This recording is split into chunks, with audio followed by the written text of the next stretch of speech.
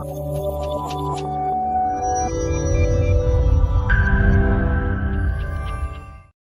అండి, నమస్కారము. I am doctor Neelima from cell health clinic. ఈ రోజు నేను చెప్పబోయే టాపిక్ హార్మోనల్ ఇంబ్యాలెన్స్ ఉన్న వాళ్ళు ఎలాంటి ఫుడ్ తీసుకోకూడదో మనం ఇప్పుడు ఒకసారి విందాము. హై షుగరీ ఫుడ్స్ అనేటివి అవాయిడ్ చేయాలి. అంటే కేక్స్ గానీ, బిస్కెట్స్ గానీ, చాక్లెట్స్ అనేటివి అవాయిడ్ చేయాలి. అదే విధంగా ప్రాసెసర్ ఫుడ్స్ కూడా అవాయిడ్ చేయాలి. అంటే చిప్స్ గానీ, బిస్కెట్స్ గానీ, ఫాస్ట్ ఫుడ్స్ గానీ, న్యూడిల్స్ గానీ ఇట్లాంటివి అవాయిడ్ చేస్తూ ఉండాలి. అదే విధంగా రిఫైన్డ్ కార్బోహైడ్రేట్స్ కూడా అవాయిడ్ చేయాలి. అంటే మైదా, వైట్ రైస్, వైట్ బ్రెడ్ ఇట్లాంటివి అవాయిడ్ చేయాలి. కొన్ని హై ఫ్యాట్ జంక్ ఫుడ్స్ కూడా అవాయిడ్ చేయాలి. అంటే బర్గర్ గానీ, పిజ్జా గానీ, ఫాస్ట్ ఫుడ్స్ గానీ, డీప్ ఫ్రైడ్ ఐటమ్స్ గానీ ఇట్లాంటివి తీసుకోకూడదు. అదే విధంగా ఆల్కహాల్ స్మోకింగ్ కూడా అవాయిడ్ చేయాలి. ఎక్సెస్ సోయా ప్రొడక్ట్స్ కూడా అవాయిడ్ చేయాలి. అంటే సోయా మిల్క్, సోయా బీన్స్ ఇట్లాంటివి అవాయిడ్ చేయాలి. కెఫినేటెడ్ డ్రింక్స్ కూడా అవాయిడ్ చేయాలి. కాఫీ, షుగరీ డ్రింక్స్ అనేటివి అవాయిడ్ చేయాలి. ఇవి మనం డైలీ రొటీన్ లైఫ్ లో ప్రతిరోజు తీసుకోవడం వలన, అంటే ఈ అన్ని పదార్థాలు తీసుకోవడం అని కాదు, ఏదో ఒకటి మనము ప్రతిరోజు తీసుకోవడం వలన మనకి హార్మోనల్ ఇంబ్యాలెన్స్ అనేది ఏర్పడుతుంది. ఎప్పుడైతే మనకి హార్మోనల్ ఇంబ్యాలెన్స్ అనేది ఏర్పడుతుందో అప్పుడు మనకి బరువు ఎక్కువగా పెరగడం గానీ, అదే విధంగా మనకి అండాశయంలో నీటి బుడగలు రావడం గానీ, గర్భసంచిలో గడ్డలు రావడం గానీ, పీరియడ్స్ అనేది 3 months గానీ, 6 months గానీ, లేదా మంత్ లో 3-4 times అవ్వడం గానీ గమనిస్తూ ఉంటాము. సో నేను చెప్పింది విన్నారు కదా. ఈ ఆహార పదార్థాలు మీరు రోజువారీలో లేకుండా ఉండేటట్టు చూసుకోండి. అప్పుడప్పుడైనా తీసుకోవచ్చు, కానీ రోజు ఇదే విధానం ఫాలో అవ్వడం వల్ల మనకి హార్మోనల్ ఇంబ్యాలెన్స్ అనేది ఏర్పడుతుంది. Thank you.